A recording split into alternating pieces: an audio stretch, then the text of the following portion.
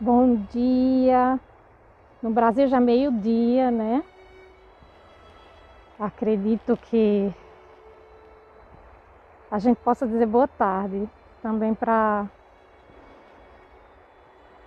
salutar os que estão. Bom dia, gente. Ou boa tarde, né? Meio-dia no Brasil, acho que já pode dizer boa tarde.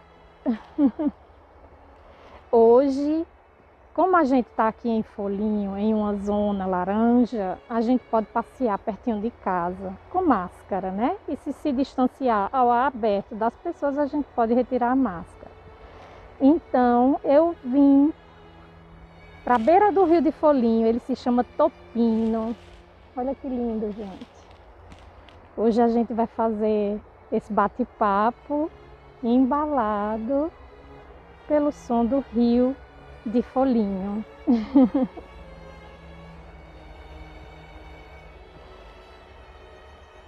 Eu queria esperar alguém interagir, porque hoje eu queria começar fazendo uma pergunta.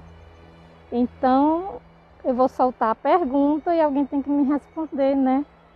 Minha amiga falou que eu pergunto e não dou tempo para as pessoas responderem. Mas sabia que eu não tô achando? Ah, agora sim. Maria Fernanda. Boa tarde. Jane. Ok, acho que agora eu posso fazer a pergunta, né? Gente, eu vou retirar a máscara porque eu peguei um local isolado, né? Mas para chegar aqui eu tive que usar a máscara. Então eu vou retirar para falar melhor com vocês. Porque não tem ninguém onde eu estou, tá bom?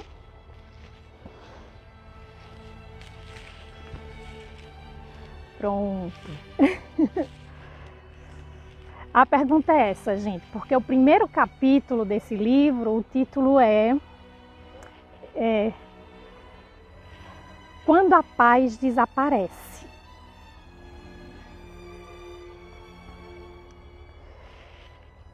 Quando a paz desaparece. Então a minha pergunta é essa: o que é que a gente pode fazer quando a gente perde a paz? O que é que a gente pode fazer quando o coração da gente está atormentado, né? Quem quer me responder? O que faria Francisco quando ele, por acaso, perdesse a paz? Como ele agiria? Quer responder, Jane? Maria? Estou buscando uma sombra aqui nessa árvore. Mas está difícil, porque depois do inverno longo, início da primavera, as folhinhas ainda estão brotando muito pequenininha.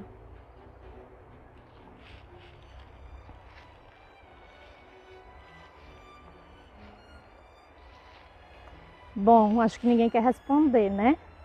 Ou então tem lag, como diz minha amiga. Ju, você quer responder? O que é que você faria se perdesse a paz? Elevar a vibração, se mantendo na alegria, que leva até a verdadeira paz? Sim. Mas vamos dizer assim, o que você faria para elevar essa vibração? Francisco, o que foi que ele fez? O capítulo inicia dizendo que ele vai com Frei Leão, né, a pé, como sempre, para um dos éremos no topo da montanha. No topo da montanha.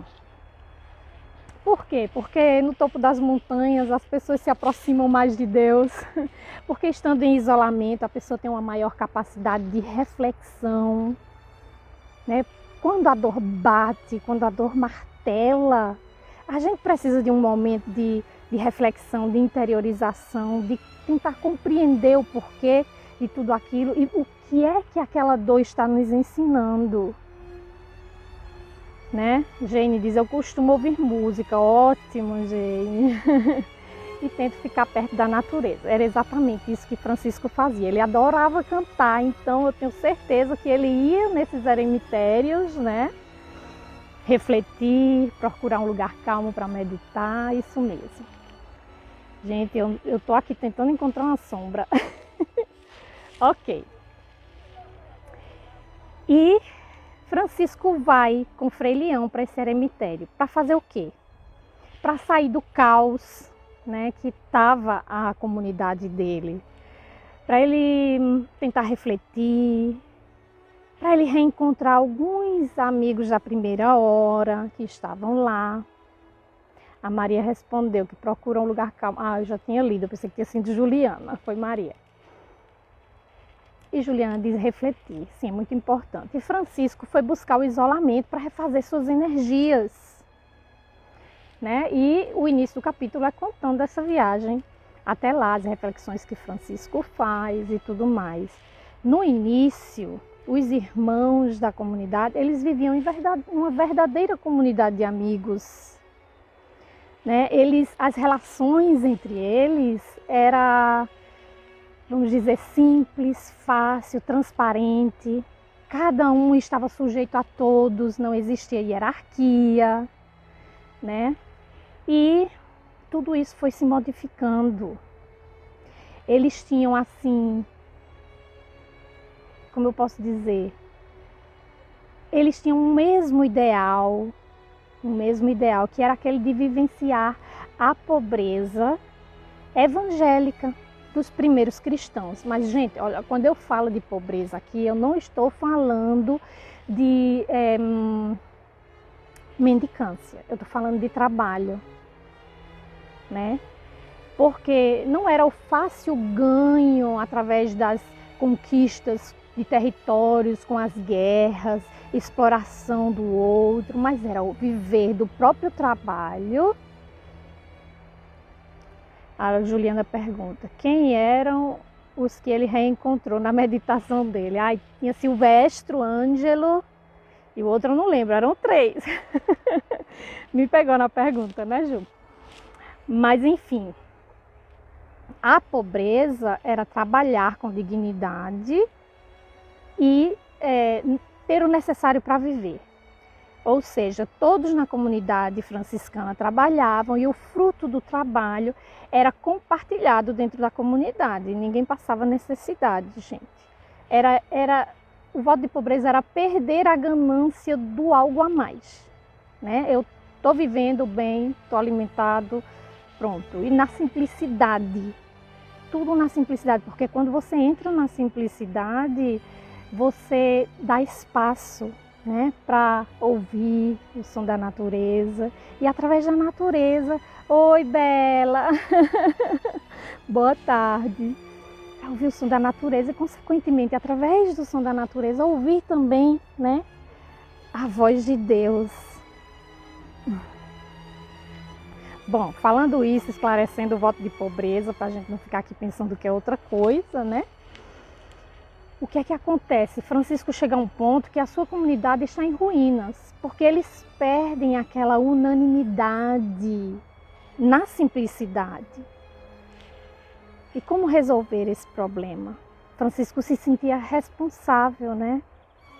Pelo andar, eu já falei ontem, pelo andar da carruagem, pelo germinar das sementes que ele tinha colocado ali.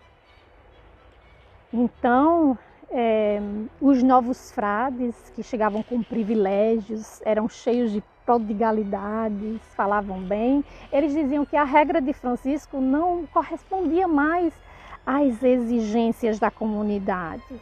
E eles queriam hierarquizar a ordem, ou seja, tudo que Francisco não queria, né, gente?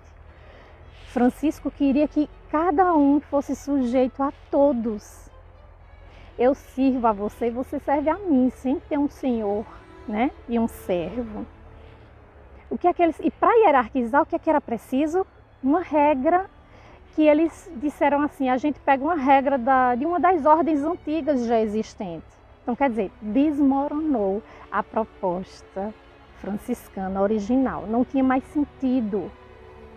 E Francisco sabia que ele já não falava mais a mesma linguagem desses novos frades e tentar convencê-los era perda de tempo e de trabalho.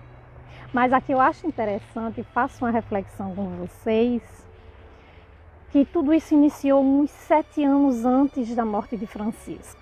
Ou seja, ele estava ali, presente, podia explicar claramente para todo mundo qual era a proposta originária, né, do seu movimento.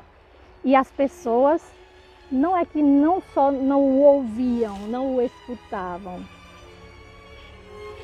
Elas queriam transformar tudo, né?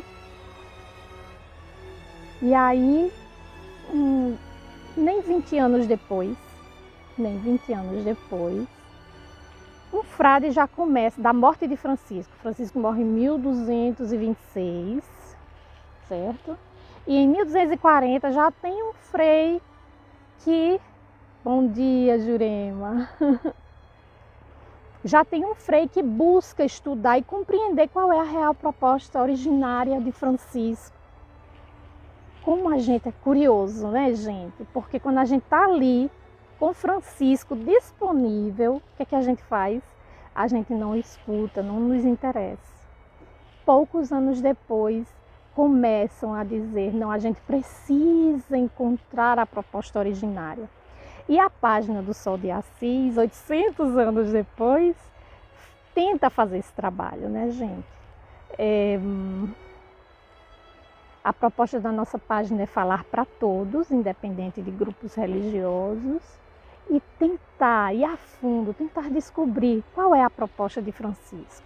Não tentar encaixar por todo o tempo procuraram encaixar Francisco na própria proposta, né?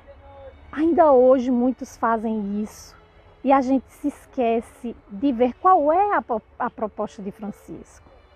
Então, nosso objetivo é tentar, né, através de estudos, de pesquisas, de documentos. Exato, Bela. Sim, um pouco como Jesus. Eu até ia chegar aí. Por quê? Porque a proposta de Francisco, ela é uma proposta do Evangelho nascente. Aí você fica dizendo assim, por que então você procura Francisco, não procura o Evangelho? Tá aí o Evangelho, né? Mas vocês imaginam que em vida, seja o Cristo que Francisco, né? Muitas coisas foram ou ocultadas, ou modificadas, ou dando aquele jeitinho, né? E buscar 800 anos de história é um pouco mais fácil do que buscar 2000 anos de história. Embora muitos historiadores façam isso e o trabalho é muito válido, né? Para que o ideal ele permaneça vivo, martelando na nossa mente, nos nossos corações, ele sofre uma deturpação, sim.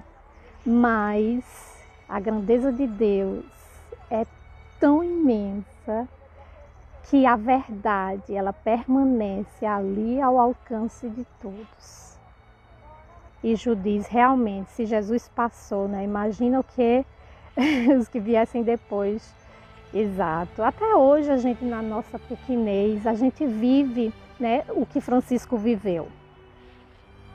Por exemplo, eu tenho uma amiga que, vez por outra, ela sofre algum abandono de alguns amigos. E ela sofre, chega para mim conversando e eu digo, lembra de Francisco, lembra do Cristo abandonado na cruz, lembra de Francisco.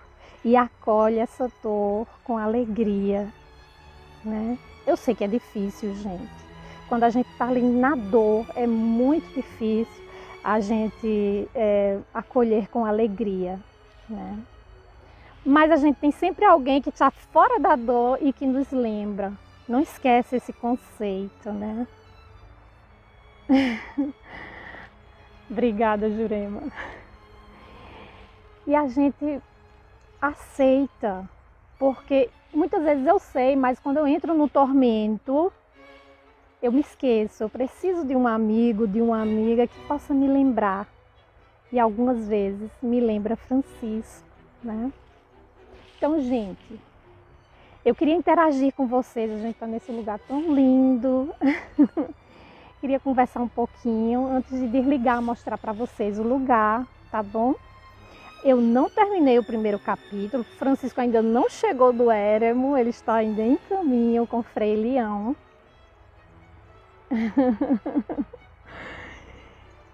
Cadê Jesus? Oh, Juliana. Jesus, ó Ju.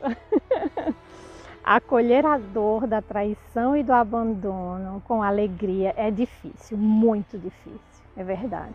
Mas é possível.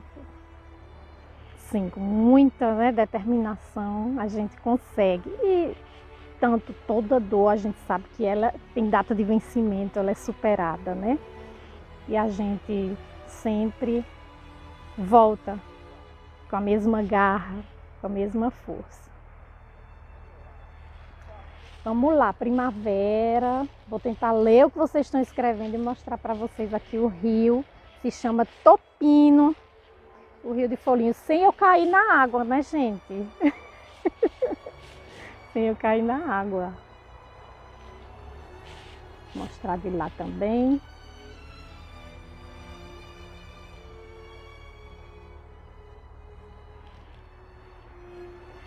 Ju. Exato, toda dor tem data de vencimento. É útil. Então Francisco vai nesse eremitério na esperança de compreender o porquê de tanto abandono. Conhece o Folhinho, Bela? Não sabia. O porquê de tanto abandono. Eu tenho para mim que os frades não aguentaram, né? Viver assim na essência a proposta de Francisco. Ah, um dia vocês vêm aqui, gente. A gente vai passear em Assis, né?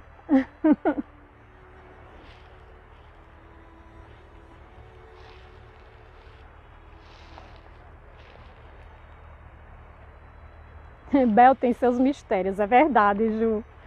Hoje passou muito de 5 minutos, não foi, gente? Mas eu queria passar mesmo.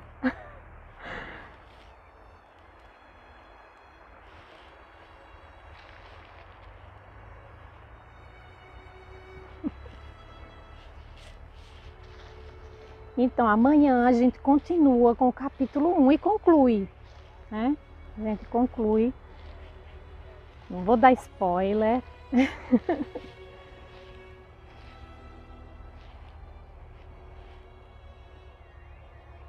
A imagem está de paz, exato. Olha que lindo aqui, esse lugar aqui, de onde eu fiquei, esse ponto, o rio, como está lindo com o sol. Olha aqui, que maravilha. Peraí, deixa eu ver se eu consigo. Écolo. Não tinha lugar melhor para iniciar falando sobre a paz, né, gente?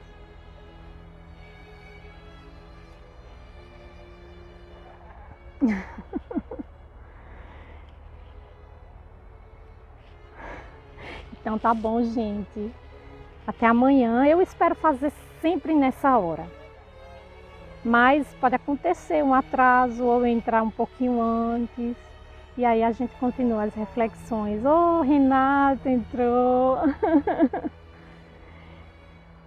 Boa tarde, Rê. Um beijo para todos e obrigada pela companhia, pela conversa. Eu quero mais que dar informação para vocês, é fazer esse bate-papo aqui junto. Tá bom? E Ju, amanhã eu trago o nome do terceiro frade que eu me esqueci, tá? Um beijo, fiquem com Deus. Muita paz. Tchau.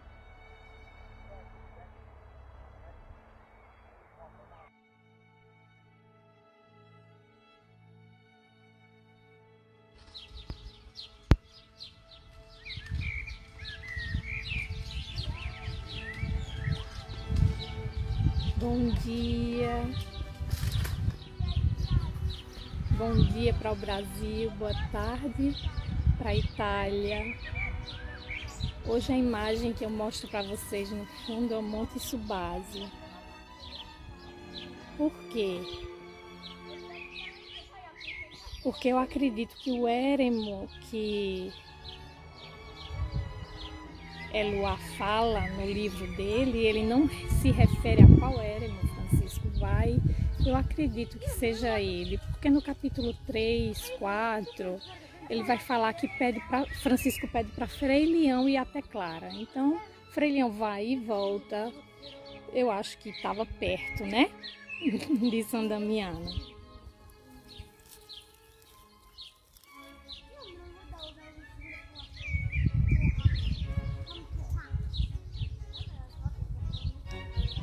Vou esperar um pouquinho para ver se alguém entra.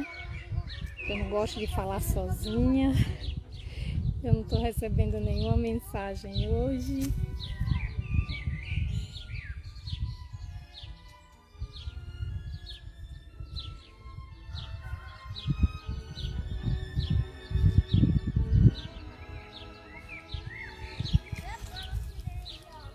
Bom dia. Bom, gente, eu não sei o que está acontecendo. Gênio, bom dia. Agora eu comecei a receber. Eu espero que tenha dado para vocês verem o Monte Subásio. Agora, quando eu entro lá atrás, fica muito claro, não dá para ver.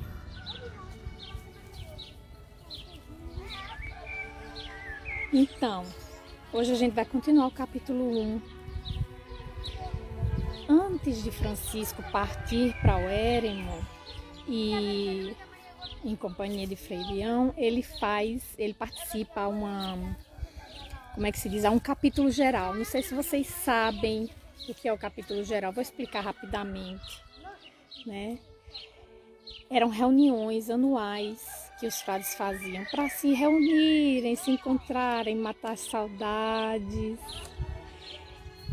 contar as experiências, porque eles saíam, né? Até onde os pés deles podiam chegar, eles saíam. Boa tarde, Patrícia, que bom hoje você aqui.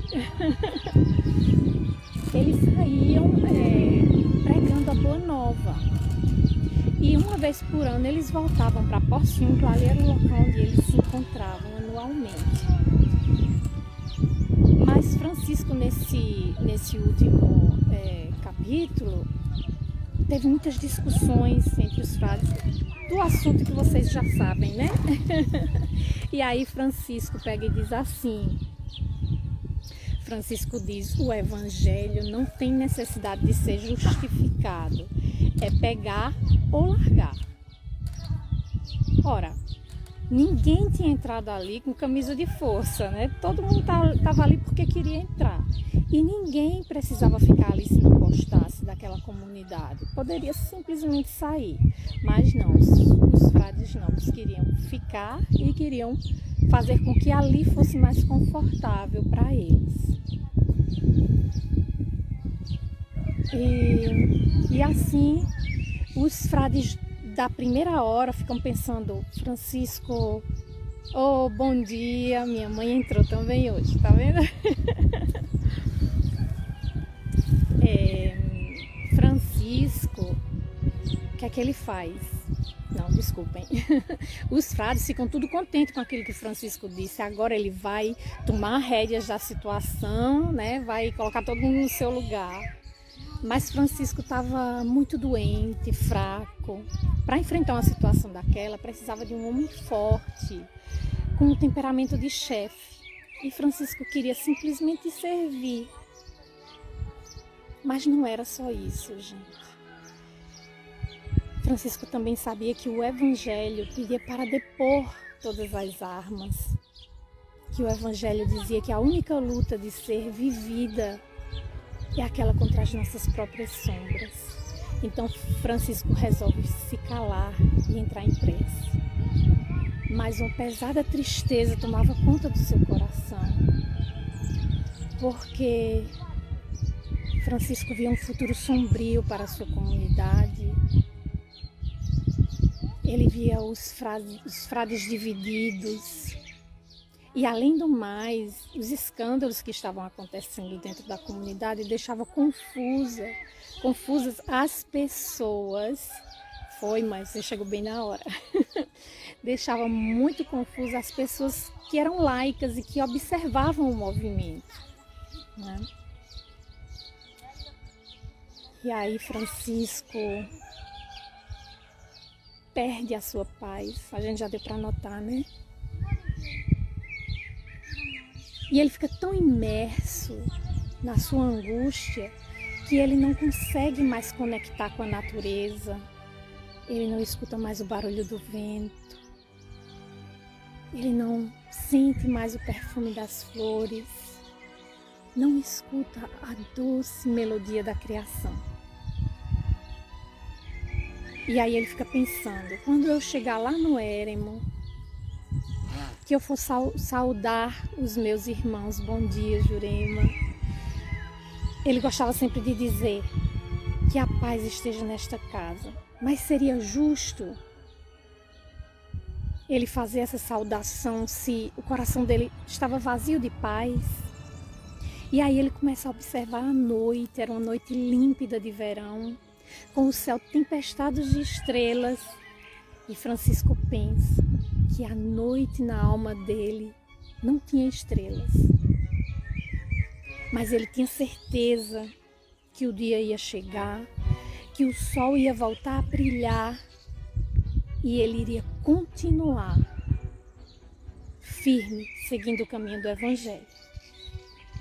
Então, quando chega o novo dia, Francisco chega lá no Éremo e encontra os seus amigos que ontem Juliana me perguntou, e hoje ela não está aqui, eu vou responder em todo caso, quem eram os frades da primeira hora que estariam no Éremo e que Francisco iria encontrar, né? Era Bernardo, Rufino e Silvestre. E Francisco chega então lá e diz que a paz esteja nesta casa. E aí diz Eloá que o bosque responde como um eco a mesma frase de Francisco. A gente hoje termina o capítulo 1. No nosso próximo encontro a gente pode continuar o capítulo 2. A minha ideia é de fazer o livro inteiro, gente. É um livro pequeno, eu acredito que sejam 13 capítulos. Agora a gente tem o fim de semana de Páscoa, né? Vamos descansar um pouco, armazenar essas informações que eu dei esses dias. Segunda-feira eu volto, não sei a hora. E depois eu vou voltar à correria da minha casa, né? Aí eu não vou poder ficar fazendo todo dia, mas eu acredito que umas 2 vezes por semana eu vou conseguir entrar e a gente bater um papo, porque eu tô vendo hoje todo mundo tão calado. Eu fiquei falando aqui hoje praticamente sozinha, né? E aí a gente volta a esses encontros umas 2 vezes por semana para continuar o livro Sabedoria de um Pobre, de Eloá Leclerc. Eu aproveito e desejo que a paz possa penetrar não somente na casa de vocês, mas nos corações de vocês. E que vocês passem uma boa e proveitosa ressurreição, né?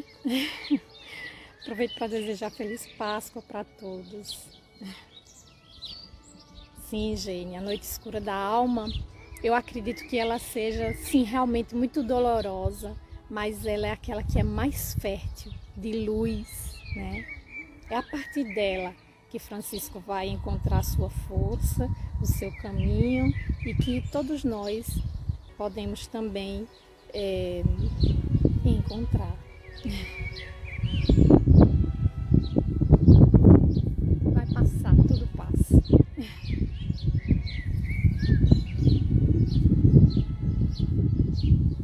Então, gente, nosso próximo bate-papo vai ser segunda-feira, tá bom?